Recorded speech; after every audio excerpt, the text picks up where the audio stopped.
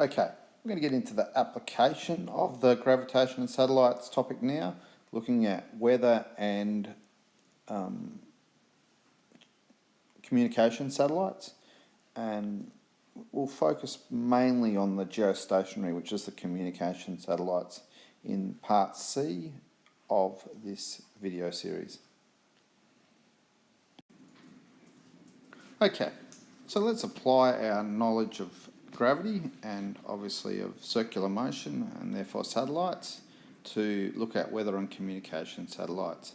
And mainly we're going to focus on this slide on the communication satellites, which are geostationary satellites.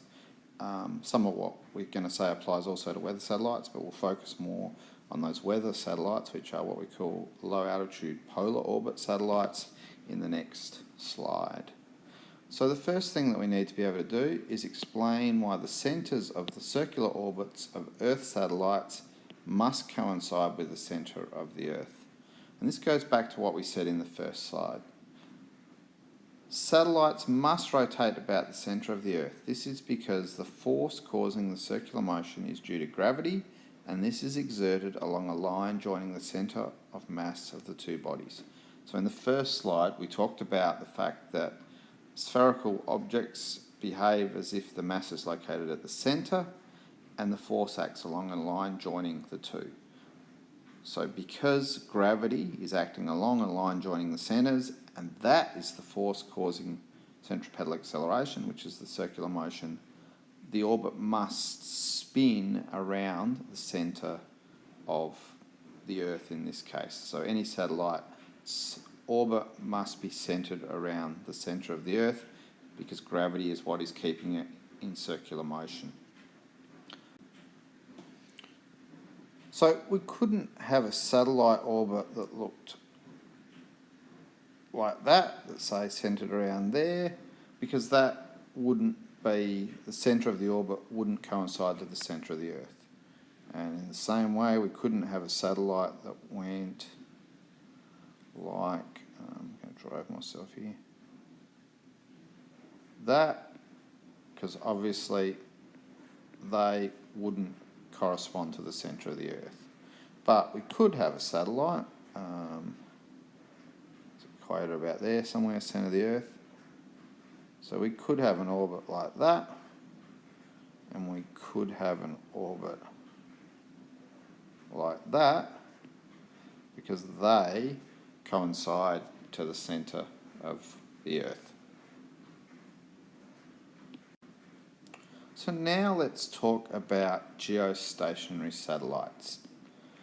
So what we need to be able to do, explain why a geostationary satellite must move in a particular orbit a relatively large radius in the Earth's equatorial plane, so around the equator, and in the same direction as in which the Earth rotates. So, a geostationary satellite remains directly above a fixed point on the Earth's surface. So they're the satellites that we point our satellite dishes for to get our pay TV and our internet in some regional areas. So our satellite, we can't be always moving our satellite dish to follow the satellite. So the satellite needs to stay in the same, if you like, geographical point, the same point above the Earth. Geostationary satellites must orbit around the same axis as the Earth. So the Earth spins around a north-south axis, like so. So they must spin around that same axis with the same period, which is 24 hours. Otherwise, it will have an impossible orbit. So obviously, to stay above the same place on the Earth, it needs to spin at the same rate as the Earth, so it needs to take 24 hours to do a complete circuit. If, I'll go to red, if we had tried to, say, put a geostationary satellite above Tumby Bay here, tried to get it to stay above Tumby Bay as Tumby Bay span around from west to east, as the whole Earth spins from west to east, you can see the orbit would look like that, staying above Tumby Bay, directly above Tumby Bay, and that would be an impossible orbit. Apologies to people at Cummins and Roxby, a similar principle would apply. Now, so the orbit must coincide with the centre of the Earth, and it must go around the equator, because that's the only way you can have it spinning at the same rate or staying above the same place on the Earth's surface. And if you go and look at satellite dishes, you'll see most of them do point somewhat northward. So they might not be due north, but they'll never point in a southward overall direction, because those geostationary satellites they're pointed at are all spinning around the equator. Have a look next time you're driving around. I think I've covered the west to east. So the Earth spins west to east. The sun comes up in the east as we spin towards it, goes over our head and goes down in the west. So that sort of covers the direction, I guess, of the orbit and the plane of the orbit, that it has to be around the equator, otherwise it's an impossible orbit. But how do we work out what the period of those orbits is? And we can do that using an equation that we derived in this last slide, which was period squared equals 4 pi squared r cubed over g times the mass of the Earth. So this formula here, if we know the period, we know the gravitational constant, we know the mass of the Earth, 4 and pi are constants also, if you like. So if we know the period, it can tell us what the radius is. We just need to rearrange that. So just rearranging that formula, and I'm not going to go through the detail of that this time, but we get r equals, to get rid of that r cubed, we take a cube root, and then to get G and the mass of the Earth up here, we times both sides by that, and divide by 4 pi squared to get them on their own. And we know the period of the Earth is equal to 24 hours. So we times that by 60 to get it to minutes, and then times it by 60 to get it to seconds, and we get, there's 86,400 seconds in 1 hour. So we plug that information all into this formula, and this is one you've got to be pretty careful with your calculator and your brackets and all that sort of thing.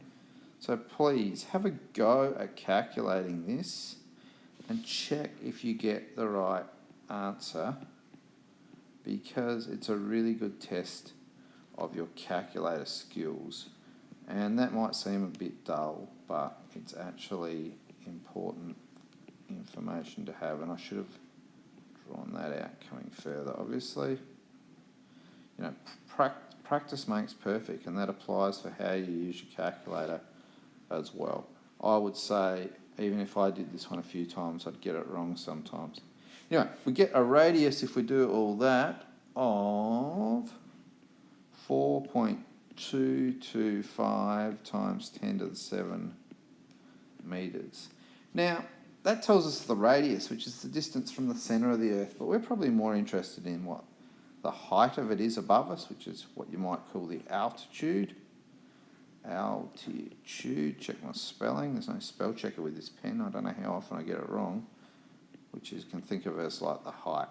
So that height is equal to the radius of the satellite minus the radius of the Earth, which is equal to 4.225 times 10 to the 7 minus 6,378 kilometres.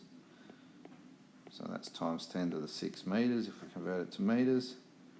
And that gives us 3.5872 times 10 to the 7 metres, or, easier to think about, 35,872 kilometres. That's quite a way that the signal's coming for if you've got a satellite dish or even a satellite phone. That's why you get a bit more lag when you watch satellite interviews on TV, when they're linking up by satellite, because it actually takes light a fraction of a second, second, which we can actually notice as a delay or a lag in that sort of communication. If you think about that, the diameter of the Earth is about 13,000, just under 13,000 kilometres. So it's almost, 2.5 times or something like that, the diameter of Earth that those satellites are out in space that our satellite dishes are communicating with. Okay, thanks.